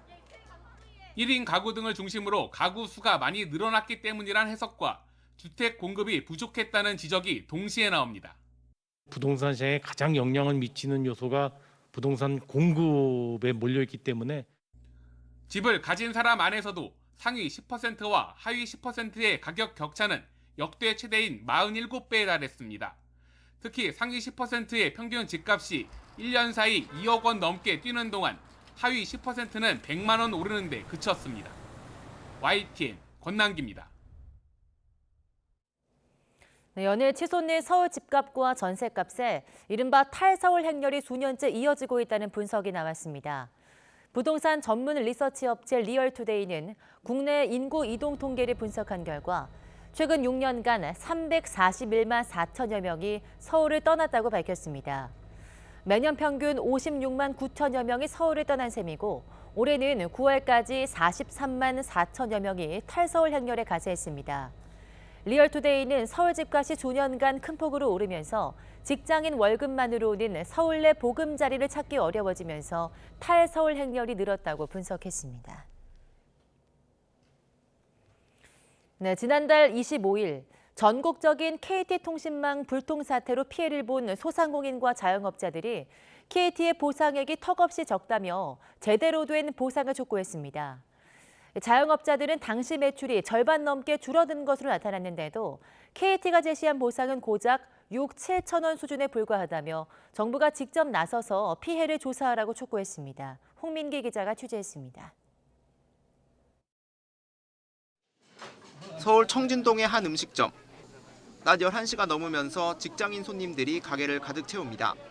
하지만 지난달 25일 점심엔 갑자기 KT 통신망이 끊기면서 영업을 크게 망쳤습니다. 일주일 전 1시간에 110만 원을 기록했던 매출은 당시 78만 원까지 떨어졌습니다. 하천 동안 손님 못 받았어요. 현금 받고 2년분만 받았어요. 하지만 KT 측이 제시한 보상액은 고작 7천 원 정도. 현장에선 당장 한숨이 나옵니다. 그 정도면은 어떠세요? 작은 것 같아요. 작은 것 같아요. 앞서 KT는 서비스 장애를 겪은 이용자들에게 다음 달 요금을 감면해주는 방식으로 보상하겠다고 밝혔습니다. 전체로 보면 400억 원 규모지만 피해를 겪은 3,500만 명으로 나누면 개인 1,000원, 소상공인은 6, 7천 원 정도입니다. 실제 손실과 비교해 보상금이 턱없이 부족하다는 지적이 빗발치자 카페와 편의점 사장 등 소상공인 단체가 나섰습니다. KT가 정확한 피해 규모조차 파악하지 못하고 있다며 시민단체와 함께 조사한 피해 집계 결과를 발표했습니다. 예로 보면은 그 당시 한 66만 원이나 52만 원 나던 업체들이 평균 한 25만 원 상당으로 되면서 많은 차이가 발생을 했습니다. 불통 당일 낮 11시부터 1시까지 전국 자영업자 86곳의 매출 기록은 평균 25만 원 정도. 사고 일주일 전과 비교하면 63% 줄었고 사고 다음 날과 비교해도 53% 줄어든 것으로 나타났습니다. 업종별로 보면 도소매업은 88%, 스포츠 등 서비스업도 78% 가까이 매출이 폭락했습니다. 소상공인들은 KT의 보상안이 실제 피해를 전혀 보상해주지 못한다며 정부가 직접 피해 규모를 조사해 보상액을 산정하라고 촉구했습니다. 이런 상황에서 몇백 원 보상, 몇천 원 보상이 제대로 된 보상이나 위로 그리고 재발 방지에 강력한 효과를 발휘하기는 매우 어려울 것입니다. KT 측은 전담센터를 꾸려 소상공인 피해를 접수하고 있다면서도 장애 시간과 피해 규모가 다양해 정확한 보상액을 판단하기 어렵다고 밝혔습니다. 이에 지난 2018년 KT 아현지사 화재로 인한 서비스 장애 사태 당시 KT와 소상공인 단체, 국회 등이 상생협의체를 구성해 보상안을 함께 논의한 사례도 해법으로 거론됐습니다. 다만 KT는 아직 상생협의체와 관련한 요청을 받은 건 없다면서 추가 보상안 등 다양한 해결 방법을 검토하고 있다고 설명했습니다. YTN 홍민기입니다. 바이든 대통령과 시진핑 주석이 첫 정상회담을 가졌습니다. 반갑게 인사하면서 시작했지만 입장 차이가 큰 부분에서는 물러서지 않았습니다. 베이징에서 강성웅 특파원의 보도입니다. 바이든 대통령과 시진핑 주석은 서로의 얼굴이 화면에 뜨자 손을 들어 인사를 했습니다. 먼저 발언에 나선 바이든 대통령은 화상으로나마 회담을 하게 된 것에 대해 반가움을 표시했습니다. I'm happy we had found time to meet and I look forward to a candid and forthright discussions like all the discussions we've had thus far. 시진핑 주석은 바이든 대통령을 오랜 친구라고 표현하면서 친근감을 보였습니다. 지난 2011년 국가 부주석 시절 베이징을 방문한 바이든 당시 부통령과의 인연을 이야기한 겁니다. 是我们第一次以视频的方式会晤，看到老朋友感到很高兴。 하지만 통역 시간 빼고 2분 정도씩 한 짧은 인사말에서도 곧바로 뼈 있는 말이 나왔습니다. 바이든 대통령은 중국을 겨냥해 국제사회의 규칙을 지켜야 한다고 촉구했습니다. All countries have to play by the same rules of the road. While the United States is always going to stand up for our interests and values and those of our allies and partners. 시진핑 주석은 중국이 과거의 중국이 아님을 강조하려는 듯 상호 존중을 촉구했습니다. 中美应该相互尊重，和平共处，合作共赢。 워싱턴과 베이징의 회담장 분위기도 사뭇 달랐습니다. 바이든 대통령은 백악관 내 작은 회의실에서 참모들과 회의를 하듯 화상회의에 참석했습니다. 시진핑 주석은 인민대회당 내의 강당만한 큰 회의실에서 긴 책상에 참모들을 일렬로 배석시켰습니다. 처음 열린 미중 화상 정상회담은 잘 짜여진 각본에 따라 진행되는 듯한 인상을 남겼습니다. 양국이 따로따로 발표한 회담 결과도 예상에서 크게 벗어나지 않았습니다. 베이징에서 YTN 강성웅입니다. 이번 정상회담에 대해서 미국 언론들은 두 나라의 팽팽했던 긴장은 완화시켰지만 현안의 돌파구는 마련하지 못했다고 평가했습니다. 미국 월스트리트 저널은 3시간여 동안 양측이 적대감을 누그러뜨렸다며 쟁점에 대해 갈등을 피하고 소통할 방법을 찾았다고 평가했습니다. CNN은 중요한 회담에서 건전한 논쟁을 벌였지만 예상했던 대로 돌파구를 마련하지는 못했다고 보도했고, 뉴욕타임즈는 두 정상이 더 협력하기로 약속했지만 돌파구를 만들지는 못했다고 전했습니다. 난민 수천 명이 몰린 벨라루스와 폴란드 국경에서 긴장이 고조되고 있습니다. 물대포 공격과 투석전까지 벌어졌는데 뚜렷한 해결책은 보이지 않고 있습니다. 이종수 기자입니다. 폴란드와 벨라루스 국경 검문소, 폴란드군이 난민들을 겨냥해 물대포를 쏩니다. 폴란드군은 성광탄도 투입한 것으로 벨라루스 국영 언론은 전했습니다. 난민들은 물대포를 맞으며 투석전을 벌입니다. 난민들은 벨라루스 측으로부터 수류탄까지 받았다고 폴란드 국방부는 주장했습니다. 벨라루스 수사당국은 비무장 난민들에게 폴란드 보안요원들이 특수장비로 상해를 입혀 현장에서 조사하고 있다고 밝혔습니다. 벨라루스 루카센코 대통령은 이달에만 1,000명 넘는 난민이 미입국한 독일의 메르켈 총리와 전화로 긴장 해소 방안을 협의했습니다. Мы пришли к единому мнению, что эскалация никому не нужна, ни Европейскому Союзу, ни Беларуси. И допустить эскалации, как бы кому-то этого не хотелось, как я уже сказал, вплоть до горячего столкновения. 벨라루스와 폴란드 국경의 임시 난민 캠프에는 지난 8일부터 난민 수천 명이 머물고 있습니다.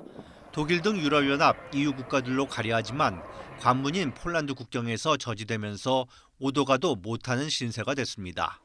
유럽연합은 벨라루스가 EU를 혼란에 빠뜨리기 위해 난민들을 밀어내려 하고 있다고 판단하고 있고 그런 만큼 해결의 실마리를 찾기가 어려운 상황입니다. The situation is evidently extremely complex and problematic. We can see enormous suffering of people that are left in limbo.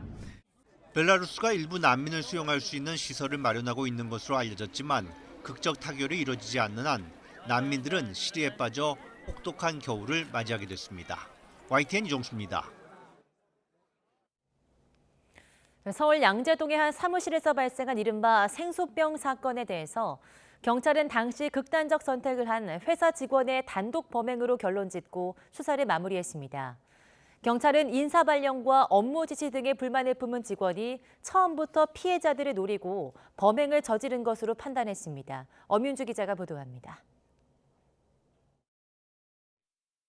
지난달 18일 서울 양재동의 사무실에서 생수병 물을 마신 30대 여성과 40대 남성 직원이 잇따라 갑자기 쓰러진 이른바 생수병 사건. 의식을 잃었다고 하시는데 저희가 도착했을 때는 회복 대승 상태였어요. 그 생수가 냄새가 이상하거나 색깔이 이상했던 걸 느끼지 못했거든요.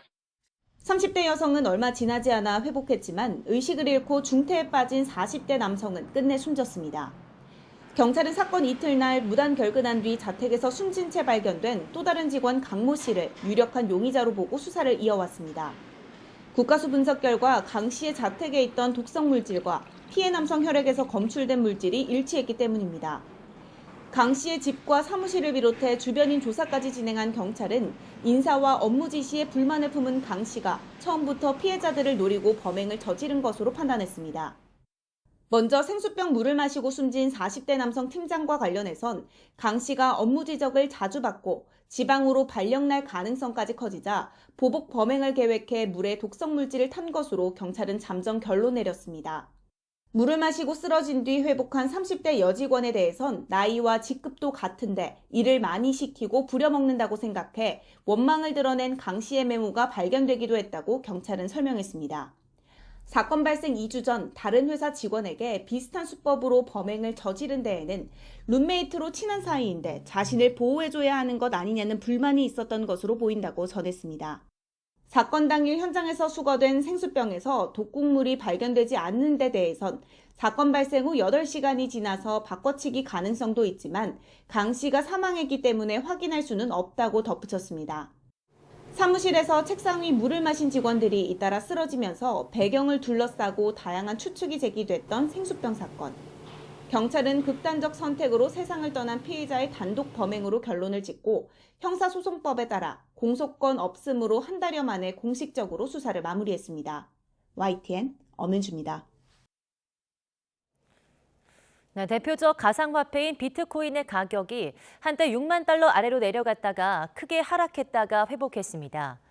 가상화폐 정보 사이트 코인데스크에 따르면 미국 서부 시간으로 16일 오전 2시, 한국 시간 16일 오후 7시쯤 비트코인의 코인당 가격은 58,776.85달러로 떨어졌습니다. 다만 이후에는 다시 6만 달러 선을 회복해서 오전 9시쯤에는 24시간 전보다 5.45% 하락한 6만 748.17달러에 거래되고 있습니다. 오늘 출근길은 어제보다 한층 더 쌀쌀해졌습니다. 현재 지도에 보라색으로 표시된 내륙 많은 곳의 기온이 영하권까지 떨어졌는데요. 대관령이 영하 6.5도, 파주는 영하 3.3도, 서울은 3.5도를 보이고 있고 아침 사이 기온은 1, 2도 정도 더 내려가겠습니다. 옷차림 따뜻하게 해주셔야겠습니다. 오늘 전국의 대기질은 보통 수준으로 깨끗하겠지만 오전 동안 충북과 대구는 일시적으로 공기가 탁하겠습니다. 동해안 지역의 건조특보는 일주일째 계속되고 있습니다. 화재 사고 발생하지 않도록 조심하시기 바랍니다. 낮 기온은 이맘때 수준을 2에서 3도가량 웃돌겠습니다. 서울이 13도, 대전 14도, 부산은 17도까지 오르겠습니다. 수능일인 내일은 중부지방에 5mm 안팎의 비가 살짝 지나겠고요. 수능 추위는 없겠지만 아침과 낮으로 기온 변화가 크겠습니다. 이후 일요일과 절기 소설인 월요일 사이 전국에 비나 눈이 내린 뒤 영하권 추위가 찾아오겠습니다. 지금까지 날씨 정보였습니다. 굿모닝 YTN 이어가겠습니다. 오늘 발표되는 코로나19 확진자가 역대 두 번째로 3,000명대를 기록할 것으로 보입니다. 최근 고령층에서 돌파 감염 사례가 늘면서 정부는 추가 접종 시기를 앞당기는 방안을 논의하고 있습니다. 최재민 기자입니다. 단계적 일상회복 3주째 만에 확진자 폭증세가 뚜렷합니다. 어젯밤 9시까지 부산을 제외한 전국 16개 시도에서 2,813명의 확진자가 나왔습니다. 국내 코로나 사태 이후 같은 시간대 최다를 기록한 지난 9월 24일 2,924명 이후 가장 많습니다. 중간 집계를 하지 않는 부산을 제외한 16개 시도의 학배라는 점을 고려하면 실제 확진자는 이보다 더 많을 수도 있습니다. 서울을 비롯한 수도권에서만 2,400명에 가까운 환자가 나왔습니다. 특히 서울은 어젯밤 9시 기준 1,380명의 확진자가 나와 이미 역대 최다 기록을 넘어섰습니다. 오늘 0시 기준으로 발표될 신규 확진자는 3,000명을 넘어설 것으로 보입니다. 지난 9월 25일 3,270명에 이어 두 번째로 신규 확진자가 3,000명대를 기록하게 되는 겁니다. 백신 접종을 마치고도 감염되는 돌파 감염 사례도 늘고 있는 가운데 위중증 환자도 500명에 육박하고 있습니다. 60세 이상 연령층 중에서 예방접종 미완료자는 8% 수준으로 매우 낮지만 10월 3일부터 11월 6일까지 전체 사망자 452명을 분석한 결과 61.7%를 차지하고 있는. 정부는 이에 따라 50대 이상 연령층에 대한 추가 접종, 이른바 부스터샷 간격을 단축하는 방안을 검토하고 있습니다. 60대 이상과 50대에 대한 추가 접종 시기를 각각 4개월과 5개월로 앞당긴다는 겁니다. 정부는 오늘 정례 브리핑을 통해 추가 접종 간격 조정과 관련한 예방접종 전문위원회의 심의 결과를 공식 발표할 예정입니다. YTN 최재민입니다. 위중증 환자가 500명에 육박하는 상황이 계속되면서 정부가 수도권 병원에 병상 확보를 서둘러 달라고 당부했습니다. 유행 위험도를 평가할 지표도 하루 앞당겨서 오늘 발표하기로 했습니다. 이형원 기자입니다. 코로나19 위중증 환자가 급증하면서 병상 확보에 비상이 걸렸습니다. 정부는 우선 환자가 집중적으로 발생한 수도권에 있는 상급 종합병원과 긴급회의를 열었습니다. 상급 종합병원 22곳 병원장에게 병상 확보를 서둘러 줄 것을 당부했습니다. 지난 5일 준중증 환자를 수용할 병상 402개를 다음 달 3일까지 마련하라는 행정명령을 내렸는데 최대한 확보 시기를 앞당겨달라고 촉구한 겁니다. 상태가 나아진 중증 환자를 빠르게 준중증 병상으로 옮길 수 있어야 중환자 치료 병상을 확보할 수 있기 때문입니다. 정부는 이 같은 병상 운영 효율화로 의료 대응 여력을 확보할 수 있다며 지금 당장 일상 회복을 멈추는 비상계획은 검토하지 않는다고 밝혔습니다. 비상계획 발동보다 고령층, 취약시설의 감염 차단이 더 중요하다며 하루 5,000명에서 7,000명 신규 환자가 나오는 위기 상황은 아니라고 평가했습니다. 하지만 일선 병원들은 인력 부족에 의료진 피로도도 이미 상당하다며 병상 확보만으로는 한계가 있다고 토로했습니다. 이젠 정말 공간도 공간인데 인력이 없어서 17개를 만들려면은 기존에 있는 중환자실 2개를 닫아야 되는데 환자들은 어디로 가냐는 얘기죠. 확산세가 좀처럼 꺾이지 않는 상황에 정부는 유행 위험도를 평가할 지표 발표를 하루 앞당겼습니다. 중환자 병상 가동률 외에 확진 규모, 양성률, 치명률 등 다양한 지표를 마련해 비상계획 발동을 결정할 명확한 기준을 제시하겠다는 겁니다. 또 추가 접종 간격을 기존 6개월에서 5개월 이하로 단축하는 등 돌파 감염을 최소화할 대책도 함께 공개할 방침입니다. YTN 이영훈입니다. 제약사 화이자와 바이오엔테크, 모더나가 코로나19 mRNA 백신 기술을 독점하고 부유한 국가의 백신을 집중적으로 공급해서 1초에 $1,000, 우리 돈으로 118만 원을 벌어들이고 있다는 분석이 나왔습니다. 세계 국민 백신연합 PVA는 화이자와 바이오엔테크, 모더나의 자체 수익 보고서를 분석해서 이 세 회사가 모두 합해서 1초에 $1,000 이상, 1분에 65,000달러, 하루 935만 달러를 벌어들이고 있는 걸로 추산했습니다. 또 올 한해 세전이익은 340억 달러, 우리 돈으로 40조 1,000억 원에 달할 것으로 예상했습니다. 수능을 하루 앞두고 오늘 전국 시험장에서 수험생 예비 소집이 시행됩니다. 수험생들은 예비 소집에서 수험표를 받고 유의사항 안내문을 받습니다. 자가격리나 코로나19 확진자인 수험생은 직계가족을 통해 수험표 대리 수령이 가능합니다. 오늘 전국 보건소 선별진료소는 밤 10시까지 연장 운영합니다. 수험생임을 밝히면 우선 검사도 받을 수 있습니다. 검사에서 확진 또는 격리 통보를 받으면 즉시 관할 교육청에 신고해서 필요한 지원을 받아야 합니다. 올해 수능은 전국 86개 시험지구 1,300여 개 시험장을 치러지며 자가격리 수험생을 위한 시험장 112곳과 확진 수험생을 위한 병원과 생활치료센터 383개 병상이 마련됐습니다. 미국 백악관은 중국과의 정상회담에서 경쟁이 충돌로 방향을 틀지 않도록 관리하기로 한 걸 성과로 꼽았습니다. 또 북핵 문제를 포함한 한반도 문제도 논의했는데 두 나라가 협력할 수 있는 분야임을 확인했습니다. 워싱턴에서 강태욱 특파원의 보도입니다.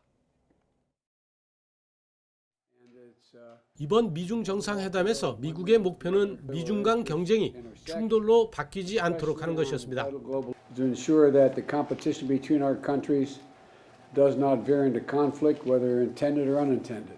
Just simple, straightforward competition. 백악관은 이 목표가 회담에서 이루어졌다고 보고 있습니다.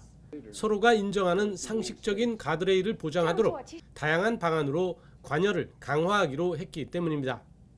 특히 핵 등 군사력 증강과 관련해서도 서로 대화를 이어가기로 중국도 동의했다는 겁니다. So you will see at multiple levels an intensification of the engagement to ensure that there are guardrails around this competition so that it doesn't veer off into conflict. 미중 정상은 또 북한 문제도 논의했습니다. 미국은 그동안 북한에 영향력이 있는 중국의 역할을 여러 차례 얘기해 왔으며 이번에 미국의 의지를 전달했다는 겁니다. The United States has indicated we're prepared to engage good faith and diplomacy if North Korea is prepared to do the same. 이렇듯 북한 문제는 미중이 협력할 수 있는 현안 가운데 하나임을 서로 확인한 것도 성과입니다. 다만 종전선언이나 제재 해제 등 논의된 내용에 대해서는 미국이나 중국이나 내놓지 않고 있습니다. 한미 간, 한미일 간 차관 회의가 이어지는데 후속 논의를 거쳐 구체화할 수 있다는 분석이 나오고 있습니다. 워싱턴에서 YTN 강태욱입니다.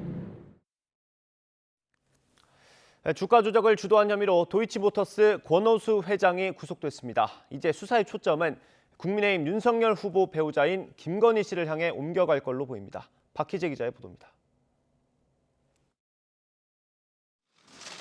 주가 조작 혐의로 구속영장 심사를 받으러 법원에 나온 권오수 도이치모터스 회장은 극도로 말을 아꼈습니다.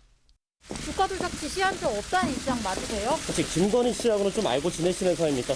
김건희 씨 전주로 거론된 영장이 적힌 범죄 사실과 구속 수사 필요성을 두고 검찰과 변호인 측이 3시간 반 공방을 벌였고 법원의 결정은 구속영장 발부였습니다. 법원은 증거를 인멸할 염려가 있다며 영장 발부 사유를 설명했습니다. 권 회장이 지난 2009년 말부터 3년 동안 도이치모터스 주가 조작을 주도했다는 혐의가 어느 정도 소명된 것으로 풀이됩니다. 검찰은 권 회장이 호재성 내부 정보를 유출하거나 직접 허수 매수 주문을 넣는가 하면 이른바 선수로 불리는 외부 전문가까지 동원해 시세 조종에 나선 것으로 보고 있습니다. 주가 조작 선수 3명도 이미 구속 상태로 재판에 넘겨져 이번 주 첫 재판을 앞두고 있습니다. 권 회장이 구속되면서 이제 검찰 수사는 윤석열 국민의힘 대선 후보 배우자 김건희 씨를 향할 것으로 보입니다. 김 씨는 도이치모터스 주가 조작 과정에 쓰인 자금을 댔다는 전주 의혹으로 지난해 검찰에 고발된 상태입니다. 최근엔 김 씨로부터 돈을 받아 주가 조작을 실행할 인물로 지목된 이모 씨가 잠적 한 달여 만에 붙잡혔습니다. 앞서 윤 후보 측은 김건희 씨가 이 씨를 소개받아 투자한 건 맞지만 손해를 보고 거래를 끊었다면서 주가 조작 가담 의혹을 부인했고 김 씨의 주식 계좌 내역 일부를 공개하기도 했습니다. 검찰은 먼저 이 씨와 권오수 회장을 상대로 김건희 씨가 주가 조작을 알고 있었는지 등을 추궁할 것으로 보입니다. 이후 김건희 씨도 직접 불러 해명을 듣고 사실관계를 교차 검증할 것으로 전망되는데 김 씨 소환 시기와 방식에도 관심이 쏠리고 있습니다. YTN 박희재입니다. 더불어민주당 이재명 후보의 변호사비 대납 의혹 수사도 속도를 내고 있습니다. 검찰이 변호사들의 수입 내역을 파악하는 법조윤리협의회와 세무서를 압수수색했습니다. 강정규 기자입니다. 서울 서초동에 있는 법조윤리협의회. 전관예우를 비롯한 법조계 부조리를 감시하기 위해 변호사들의 수입 내역을 제출받는 곳입니다. 이재명 후보의 변호사비 대납 의혹을 수사하는 수원지방검찰청이 이곳을 압수수색했습니다. 송파 세무서를 비롯한 서울 지역 세무서 4곳에도 수사팀을 보냈습니다. 이 후보가 경기도지사 당선 이후 공직선거법 위반 혐의로 재판을 받는 과정에서 선임한 로펌과 변호사들의 수입 내역 확보 차원입니다. 그동안 이 후보는 지인들이 자신의 변론을 도운 거라며 수임 비용으론 2억 5천만 원을 썼다고 주장해왔습니다. 변호사비를 대납했다고 하시고 무슨 모 대법관하고 재판 거래를 했다는데 대법원이라고 하는 게 13분이 계신데 그중에 한 명한테 뭘 한다고 해서 되지도 않을 일이고요. 그러나 한 시민단체는 이 후보의 변호사비가 알려진 것보다 많고 다른 곳에서 대신 냈다는 의혹까지 제기하면서 지난달 검찰에 고발했습니다. 2차 고발을 진행합니다. 1차 고발 사건의 결과에 따라서 위증죄도 추가될 상황이라고 말씀을 드리겠습니다. 국정감사에서 피고발인은 당선될 목적으로 자신의 행위에 관한 허위 사실을 공표했고 검찰은 압수물 분석을 마치는 대로 관련자들을 불러 조사할 계획입니다. YTN 강정규입니다. 고발 사주 의혹의 핵심 피의자인 손준성 검사 측은 고위공직자 범죄수사처에 어제 대검찰청 수사정보 담당관실 압수수색에 대해 명백한 법 위반이라면서 공수처와 대검의 사전 교감 의혹이 짙다고 주장했습니다. 손준성 검사 측 변호인은 입장문을 통해 공수처가 압수수색 최초 보도 2시간 정도 뒤에야 포렌식 참여 여부를 문의해왔고 형사소송법이 보장하는 사전 통지 절차가 없었다고 이의를 제기하자 황당한 주장이나 말바꾸기, 법 조항을 보여달라는 몰이해까지 드러냈다고 주장했습니다. 손 검사 측은 또 명백하게 위법한 압수수색이라면서 대검이 감찰 명목으로 확보한 손 검사가 사용한 컴퓨터 저장 장치 등의 자료를 공수처가 사전에 미리 알고 압수했다는 의혹이 든다고 지적했습니다. 이에 대해 공수처는 별도의 입장문을 내고 손 검사를 포함한 다수의 사건 관계인들에게 포렌식 참여 여부를 묻는 통지 절차를 밟는 등 관련 법이 규정한 절차에 따라 적법하게 압수수색을 집행했다고 반박했습니다. 대장동 개발 특혜 의혹을 수사하고 있는 경찰이 최근 유한기전 성남도시개발공사 개발사업본부장을 소환 조사했습니다. 경기 남부경찰청은 지난 11일 유 전 본부장을 참고인으로 불러서 조사했다고 밝혔습니다. 유 전 본부장을 상대로 처음 이뤄진 소환 조사에서 경찰은 황무성 전 성남도시개발공사 사장에게 사퇴를 강요했는지를 추궁한 걸로 전해졌습니다.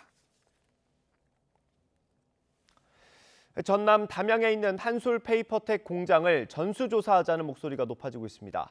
이미 국유지를 무단으로 점유하거나 불법 건축물이 확인된 만큼 추가 조사가 필요하다는 건데 지방의회와 주민들까지 나섰습니다. 김범환 기자의 보도입니다. 이른 아침부터 마을 주민들이 한솔 페이퍼텍 공장 앞에 모였습니다. 국유지 무단 점유와 불법 건축물, 악취 등으로 공분을 사고 있는 기업을 규탄하기 위해서입니다. 40년 동안 그렇게 주민들한테 피해를 줬으면 한솔 페이퍼텍도 양심이 있으면 폐쇄하고 이전해야 됩니다. 주민들을 그만 괴롭혀야 돼요. 담양군 의회 악취환경 개선특별위원회 위원들이 공장 안으로 들어갑니다. 80여 건에 이르는 불법과 탈법 실태를 확인하기 위해 현장 조사에 나선 겁니다. 정말 이런 불법적이고 탈법적인 이런 행위들이 재발되지 않도록 그리고 현재 자행되고 있는 불법들이 최대한 빨리 시정돼서 누구에게나 공평하고 정의로운 그런 우리 사회가 될 수 있도록 노력을 하겠다는. 주민대책위원회에서 요구하는 것은 용적률과 건폐율 등을 제대로 확인할 수 있는 현황 측량. 얼마나 더 많은 불법 구조물이 있는지 모르기 때문에 공장 전체에 대한 조사를 촉구했습니다. 뭐가 두려워서 이렇게 불법 천국 한솔 제지 공장에 현황 측량을 못하고 쩔쩔매고 있는 담양군청이 한심할 따름입니다. 이에 대해 담양군은 지난해 7월부터 국토정보공사를 통한 현황 증량을 시도했지만 한솔 페이퍼텍이 협조하지 않아 못했다고 밝혔습니다. 한솔에서 여러 가지 이유로 특히 뭐 코로나니 또 작년에는 수해니 또 그리고 소송 중이니 등등 그런 이유로 한솔에서 지적공사 측량이 들어가는 것을 허락하지 않았습니다. 한솔 페이퍼텍은 코로나와 예산 등 고려할 게 많아 현황 측량이 늦어진 것이지 현황 측량을 거부한 적은 없다고 반박했습니다.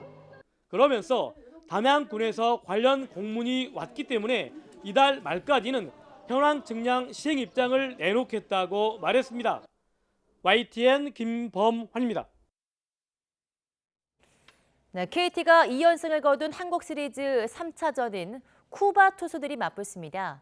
KT는 강철 어깨 데스파이네가 선발로 나서고 또 두산은 탈삼진 신기록을 세운 닥터 K 미란다로 반격에 나섭니다. 보도에 이지은 기자입니다. 쿠바 선발 투수 맞대결로 펼쳐지는 한국 시리즈 3차전. 위기에 처한 두산은 기다렸던 에이스 미란다가 돌아옵니다. 공 개수나 이닝은 뭐 아직 지금 어떻게 될지는 잘 모르겠고요. 그날 뭐 마운드에서 던지면서 체크를 해야 될 것 같습니다. 일단 뭐 그때 3차전부터는 정말 뭐 총력전이라고 봐야죠. 미란다는 공 100개 이상은 어렵지만 몸이 견딜 수 있을 때까지 던지겠다고 밝혔습니다.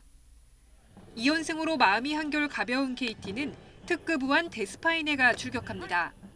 일단 데스파이네 선수가 최대한 끌고 갈 때까지 가주면 또 승기가 잡으면 그때 고영표 선수를 쓸 것이고 그다음 미란다 선수가 아마 나오는 걸로 알고 있는데 거기에 대비해서 잘 준비하겠습니다. 데스파이네와 미란다 모두 평균 성적에 비해 상대팀을 만났을 때 성적이 좋지는 않았습니다.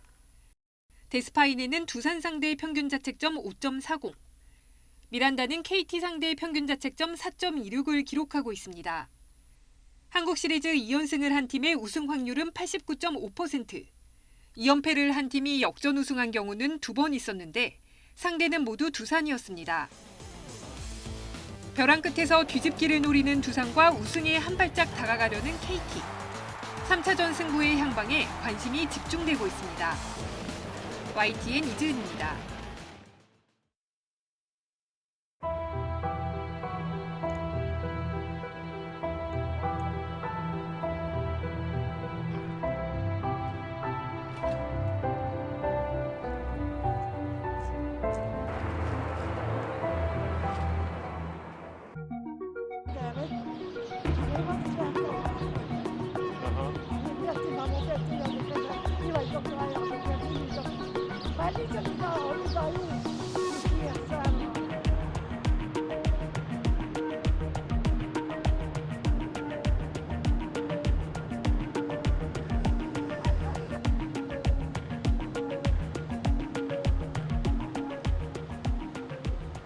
Mislim da to je ispod svakog nivoa, da mi danas u 2021. godini pričamo o nekoj prašini koja vam pada na glavu, crnoj, crvenoj, koja je masna, koja se lepi za pluća, koja otežava disanje.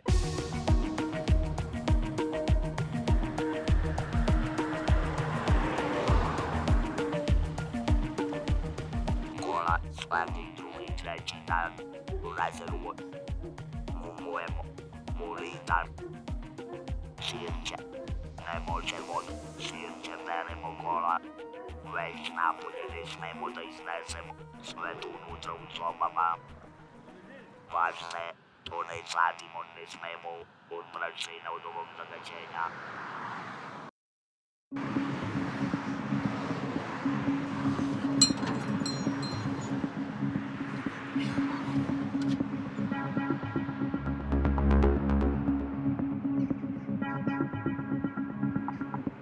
Inače s polja kad ono sve sitno, od železare onako, nešto metalno.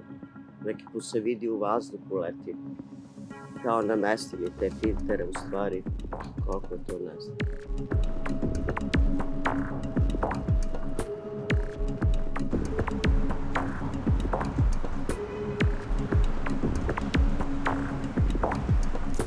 Nije to pitanje samo da budu finansijski kažnjeni, nego moraju da preduzmu sve mere. Ako ne mogu tog trenutka da smanje zagađenje, oni moraju da prekinu s radom.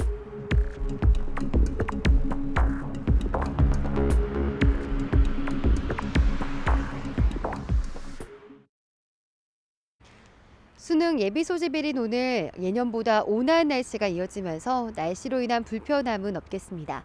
현재 서울 기온은 3.2도로 어제보다 조금 낮아서 쌀쌀하지만 한낮에는 13도까지 올라서 어제만큼 선선하겠습니다. 다만 일교차가 크게 벌어지니까요. 수험생들은 보온에 신경 써주시고 컨디션 관리 잘 해주시기 바랍니다. 오늘 전국이 대체로 맑겠지만 충북과 대구 지역은 오전 한때 대기질이 탁하겠습니다. 또 동해안 지역은 건조한 날씨가 계속되겠습니다. 밤사이 기온이 크게 떨어지면서 현재 파주의 기온이 영하 3.5도, 대전 2.1도, 서울은 3.2도 등 어제보다 1에서 4도가량 낮아 쌀쌀합니다. 한낮에는 서울이 13도, 광주 15도, 부산은 17도까지 올라서 선선하겠습니다. 수능일은 내일은 입시 추위는 없겠습니다. 다만 새벽부터 낮 사이 중서부 지방에 5mm 안팎의 비가 내리겠는데요. 내일은 평소보다 시간에 여유를 갖고 수험장에 가는 것이 좋겠습니다. 다가오는 일요일과 절기 소설인 월요일 사이 전국 곳곳에 눈이나 비 소식이 있습니다. 눈이나 비가 그친 뒤에는 다음 주에 영하권 추위가 찾아올 것으로 보이니까요. 추위 대비 잘 해주시기 바랍니다. 지금까지 상암동 야외 스튜디오에서 YTN 홍나신입니다.